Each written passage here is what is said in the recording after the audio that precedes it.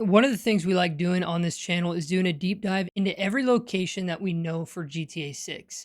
Once the game is fully out, I'm probably going to be doing a revised review and breakdown of all these locations because then at that point we're going to have a full breakdown and hands-on with them. But in this video, we're going to go over Port Gellhorn. And Port Gellhorn is one of those parts of GTA 6's map that instantly feels like it has a story to it. Cheap motels, dead attractions, rough roads, empty strip malls, all of that give off this same feeling. This is a place that's been left behind, and that's exactly why I wanted to do a full deep dive into it, because Port Gellhorn doesn't just feel like another location on the map. It feels like the part of Leonida where the dream starts to fall apart. And honestly, that might be exactly what makes it so interesting. Because if Vice City feels like the polished, expensive, flashy side of Leonida, then Port Gellhorn feels like everything that gets left behind when that image stops working. It feels like the side of the state that used to matter more than it does now. The side that probably had its moment, probably had its crowds, its money, and now what's left is just this rough, rundown version of the coast where people are still trying to make something happen anyway. Port Gellhorn doesn't feel like the dream, it feels like what happens after the dream burns out, and Rockstar's own description of the area really pushes it in that direction. This is Leonida's forgotten coast, a place with cheap motels, closed down attractions, empty strip malls, and a new economy running on things like painkillers, malt liquor, and truck stop energy drinks. That is such a specific kind of place. It tells you right away that this part of the map is not supposed to feel polished or successful. It's supposed to feel rough, desperate, shady, and a little worn down in a way the rest of Leonida maybe isn't. Even the dirt bike line says a lot, because when Rockstar tells you to jump on a dirt bike and hold onto your wallet, that immediately makes this place feel restless. Not glamorous chaos, not polished Vice City nightlife, just messy movement. Bad roads, bad decisions, low rent energy,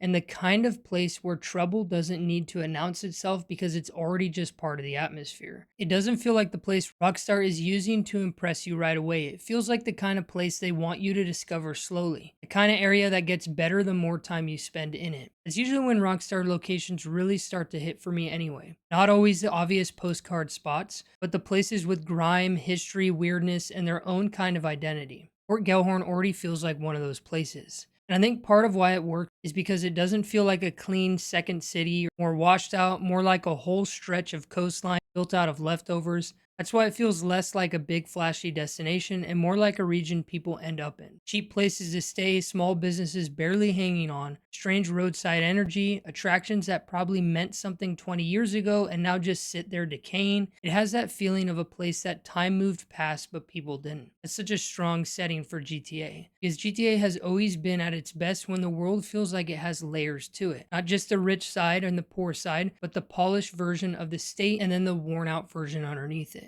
Vice City can be the image, Port Gellhorn can be the cracks in the image. And that contrast makes the whole map feel better. I also think the real world inspiration is a big part of why this place stands out. Port Gellhorn doesn't feel like Rockstar trying to make another giant iconic city. It feels more like they're pulling from those Florida coastal areas that feel faded, half tourist, half local, half forgotten. The kind of place that still has beach town bones, but the shine is gone. And that's a much more interesting thing to build than just another major city center, because it gives Port Gellhorn a very different mood from the rest of Leonida right away. And that mood matters because this area doesn't just look different, it feels like it would play differently too. Vice City feels like traffic, nightlife, image, clubs, and density. Port Gellhorn feels like dirt bikes, service roads, dead parking lots, motels, side streets, low-rise neighborhoods, strange little back areas, and the kind of place where Rockstar can hide some of the best atmosphere in the game. This is a kind of region where it feels easy to imagine just grabbing a bike, taking a wrong turn, and ending up in some weird little pocket of Leonida that feels completely different from the rest of the city. And honestly, that might be one of the biggest reasons Port Gellhorn could be so good.